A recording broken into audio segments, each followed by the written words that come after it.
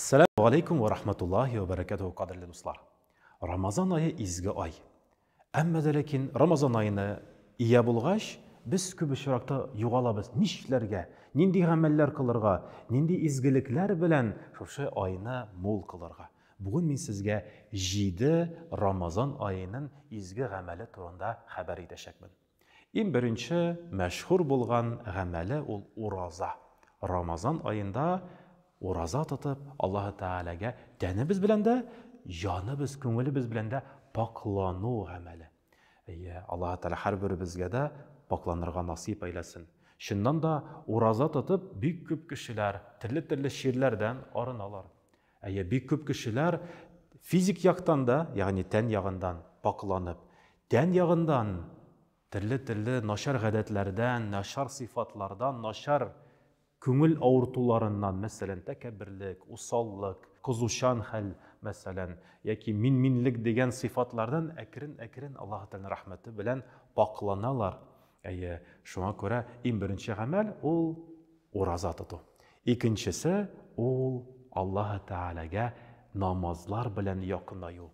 Намаз да бик күркәм гамәл булып санала. Намазны үтәгән сайын Аллаһ Тәгаләгә якынаябыз. Һәм Аллаһ Тәгалә Коръәндә әйтә, шуннан да аузу биллаһи минаш шайтанир раҗим, бисмиллаһир рахманир рахим, иннас салата танха анил фахшай вал мункар. Намаз ул сезне нашарлыклардан, харам гамәлләрдән арындырыр, һәм Аллаһ Тәгаләгә шат иншалла якынайтыр. Алла берсә. Менә бигрәк тә таравих намазлар, гамәл гыйбадәтләр. Пәйгамбәрбез алейһиссалату вассалам әйтә, кемдә кем төнге намазын мәчеттә җәмәгать белән укылса, иртәнге намазны да мәчеттә җәмәгать белән укылса, Аллаһ Тәгалә анарга савабын яздырыр. Төне буе намаз гыйбадәт белән мул кылу савапларына ирештерер дип килә. Бигрәк тә Рамазан айында күп ирләр, иратлар киләләр мәчетләргә, таравих намазына басалар, һәм җәмәгать белән гади тормыш вакытында 12 ай арасында, бәлки алай бик күп ястү намазына җыелмасалар да, Рамазан айында ашкыналар, ястү намазына, таравих намазына бергә җәмәгать белән укылырга, һәм иң кимендә ярты төн гыйбадәт белән уздырган кебек Аллаһ Тәгалә рәхмәте белән савабы язылыр, шат иншалла. Ишенче гамәл, ишенче изгелек гамәле ул зикр. Зикр Аллаһ Тәгаләгә якынайта торган улы бер гамәл, һәм шуннан да күңелләргә дәва булып килгән гамәл дип әйтеп була. Чөнки Аллаһ Тәгалә Коръәндә әйтә, аузу биллаһи минаш шайтанир раҗим, бисмиллаһир рахманир рахим. Ала би зикриллаһи татмаиннал кулуб. Шуннан да Аллаһ Тәгаләне зикр итү белән кешенең күңеленә тынычлык, иминлек, рәхәтлек килер дип килә. Шуңа күрә шушы Рамазан айында бигрәк тә таравих намазлар арасында безнең борынгыдан әбиләр, бабайларыбыз зикрләр әйтәләр иде. Җырлый, Аллаһ Тәгаләгә ялвара, ул зикрләрдә дугасы да бар. Аллаһ Тәгаләне искә алу сүзләре, зикрләре дә бар. Һәм шуның белән күңелләре белән, тәннәре белән пакланып, игә рәхәтләнеп кайталар иде. Һәм дүртенче Аллаһ Тәгаләнең алдында мәшһүр гамәл булып саналган ул инде гөнаһлардан арыну гамәле. Аллаһ Тәгалә Коръәндә әйтә, шуннан да әгәр дә тәүбә итсәгез, мин сезгә артырырмын ризыкларыгызны, бәрәкәтләрегезне, һәм инде Аллаһ Тәгаләнең рәхмәте сезгә яңгыр кебек явачак дип хәбәр ителә. Бигрәк тә шушы айда Пәйгамбәрбез алейһиссалату вассаламның хатыны Гайша радиллаһу анха бер сорау бирә. Я Расулулла, Кадыр кичәсенә ия булгач, нинди дуга белән Аллаһ Тәгаләгә ялвару хәерлерәк микән дип сорау биргән иде.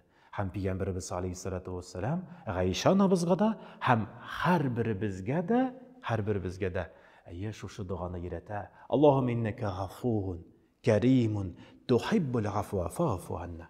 Я Раббым Аллаһ Тәгалә, син гафун, гафу итүче. Өзінің мәхәббәтің белән безгә карата, һәр беребезгә карата сөй хөрмәтең белән,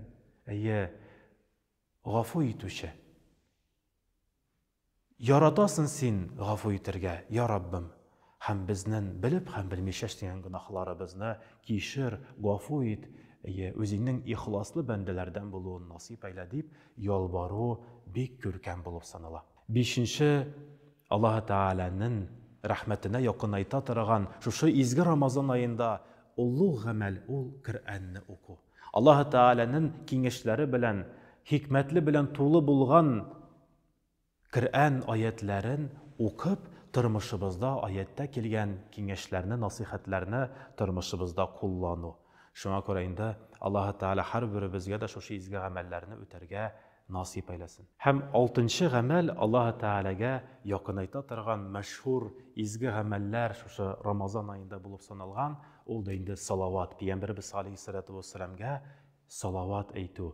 Пәйгамбәрбез алейһиссалату вассалам хадисләрнең берсендә әйтә: "Ман салла алейя 10", кемдә кем 10 мәртәбә белән мине зикр итеп, салават әйтсә, Аллаһ Тәгалә үзе аны искә алачак дип хәбәр ителә хадистә.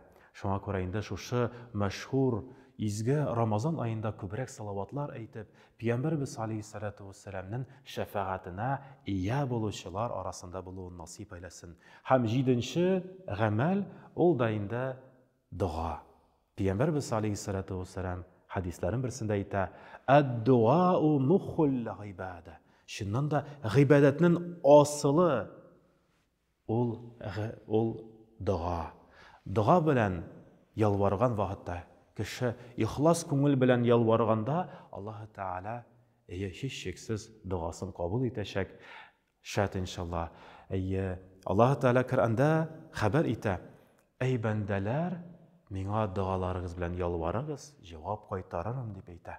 Шуңа күрә, хөрмәтле җәмәгать, шушы Аллаһ Тәгаләнең рәхмәтенә, ризалыгына якынайган көннәребездә, шат иншалла, Рамазан аенда шушы улуг изге гамәлләрне һәм барча нафила гамәлләрен, истәмә гыйбадәтләрен үтәп, Аллаһ Тәгаләгә адым якынаю юлында булырга насип әйләсен. Әгәр дә Аллаһ Тәгаләгә якынайсак, Аллаһ Тәгалә дә безне дә якын итәчәк, шат иншалла. Ассаламу алейкум ва рахматуллахи ва баракатуһ.